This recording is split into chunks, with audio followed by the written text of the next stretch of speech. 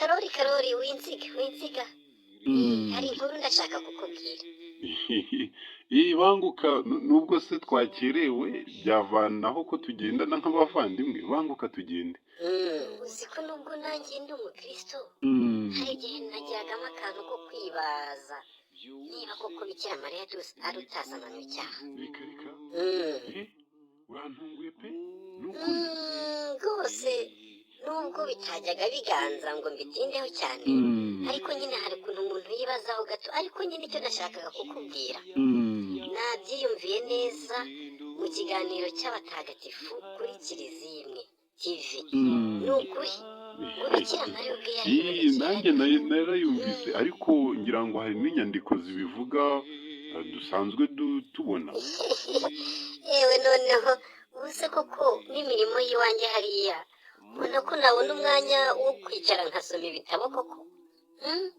ariko buriya buryo bwose bwanshimishije ni ugufungura ngashyira hariya bikavuga nanjye nkumva niyo naba ndi mu mirimo isanzwe. yewe hora uranyibukije, nari ndimo nsoma amateka ya Kiliziya Gatolika mu Rwanda, ariko rwose ni birebire ntago nabirangije, narabicikiranye. nanjye ubwo ndumva ubwo buryo bwarushaho kuba bwiza cyane. umva rero nkubwire, genda ujyemo ushake ngo Kiliziya Imwe TV, ushobora gusanga icyo kiganiro kirimo, ariko niyo cyaba kitarimo wababaza bakakiguhereza, kuko ibiganiro byose bivuga kuri Kiliziya bidufasha mu kwemera. harimo umuhungu uririmba neza we, ni ukuri ujyemo byagufasha bakayaguhereza ukayumva witonze. ni ukuri yewe n'umugore wa Kanyamihigo nawe uri umuti w'amenyo. none se ubwo ibyo kuririmba bije bite kandi mu kiganiro cy'abatagatifu? aririmba neza ahubwo waza kubwira Venansiya ko nabonye umuryango remezo wacu ufite abantu bose bitanga, bashobora kuza nabo babireba bakumva ayo mateka, ntadufashe twenyine, akaza kubivuga nyuma y'ijambo ry'Imana. nabwo ni ubutumwa. ntibuke unyibutse rwose dutanga ubwo butumwa kandi birakwiye. none se urumva udafite ibyishimo ko nawe wabimenye ko ibyo washidikanyaga byarangiye? tugende. bavandimwe kurikira televiziyo Kiliziya Imwe umenye amateka atandukanye ya Kiliziya, umenye amateka y'abatagatifu ndetse n'ibindi biganiro bidufasha mu kwemera kwa Kiliziya Gatolika. genda Kiliziya Imwe kwaje uri igisubizo.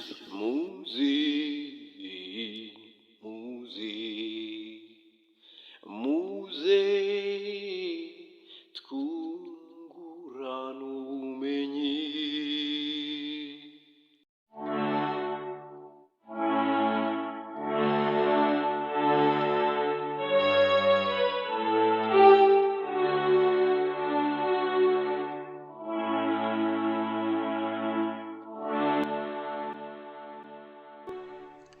bavandimwe inshuti z'Imana, mukurikiye televiziyo Kiliziya Imwe aho muherereye hose, Kristo Yezu akuzwe. dukomeje kubana mu kiganiro cy'abatagatifu, tumenye kandi twigire ku mateka y'abatagatifu.